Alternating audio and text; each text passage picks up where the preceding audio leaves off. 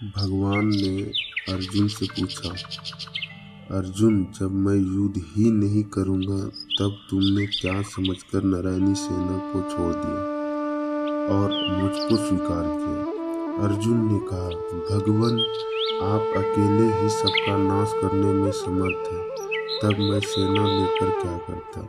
इसके सिवा बहुत दिनों से मेरी इच्छा थी कि आप मेरे सारथी बने। अब इस महायुद्ध में मेरी उस इच्छा को आप अवश्य पूर्ण कीजिए। भक्त वत्सल भगवान ने अर्जुन की इच्छा अनुसार उनके रथ के घोड़े को हाँकने का काम स्वीकार किया। इसी प्रसंग के अनुसार भगवान श्री कृष्ण अर्जुन के सारथी बने और युद्ध आरंभ के समय कुरुक्षेत्र में उन्हें गीता का दिव्य उपदेश दिया। अस्तु। दुर्योधन और अर्जुन के द्वारका से वापस लौटने आने पर जिस समय दोनों ओर की सेना एकत्र हो चुकी थी, उस समय भगवान श्री कृष्ण ने स्वयं हस्तिनापुर जाकर हर तरह से दुर्योधन को समझाने की चेष्टा की, परंतु दुर्योधन स्पष्ट कह दिया, मेरे जीते जी पांडव को कदापि राज्य नहीं पा सकते। यहाँ तक कि सुई की नोक भर भी जमीन मैं पांडवों को नहीं दूंगा। तब अपना नियोजित कर्तव्य करने के लिए माता कुंती आ गया और भगवान श्री कृष्ण को प्रेरणा से पांडवों ने धर्म समझकर युद्ध के लिए निश्चय कर लिया।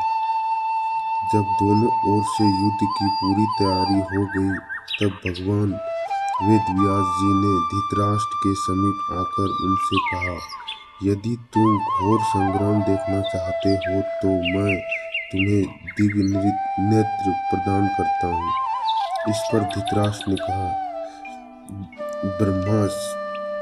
ब्रह्मर्षि श्रेष्ठ, मैं कुल के इस हत्याकांडों को अपनी आंखों से तो नहीं देखना चाहता, परंतु युद्ध का सारा वृत्तांत भले भांति सुनना चाहता हूँ। तब महर्षि वेदव्यास जी ने संजय को दिव्य दृष्टि प्रदान करके धृतराष्ट्र से कहा, ये संजय तुम्हें युद्ध का सब वृत्तांत सुनाएंगे। युद्ध की समस्त घटना वालियों को ये प्रत्यक्ष देख, सुन और जान सकेंगे। सामने या पीछे से, दिन में या रात में, गुप्त या प्रकट, क्रिया रूप में या परिणत, या केवल मन में आई हुई ऐसी कोई बात न होगी जो इनसे तनिक भी छिपी रह सकेगी। ये सब बातों को ज्यों त्यों की जान लेंगे। इनसे शरीर से न तो कोई शस्त्र छू पाएगा और न इन्हें जरा भी थकावट ही होगी। यह होनी है, अवश्य होगी। इस सर्वनाश को कोई भी नहीं रोक सकता। अंत में धर्म की जय होगी। सुनाते रहे। उसमें उन्होंने भारतवर्ष का भी वर्णन किया। तदन पर जब कौरव पांडवों का युद्ध आरंभ हो गया और लगातार 10 दिनों तक युद्ध होने पर पितामह भीष्म रणभूमि में रथ से गिरा दिए गए, तब संजय ने धृतराष्ट्र को बड़ा ही दुख हुआ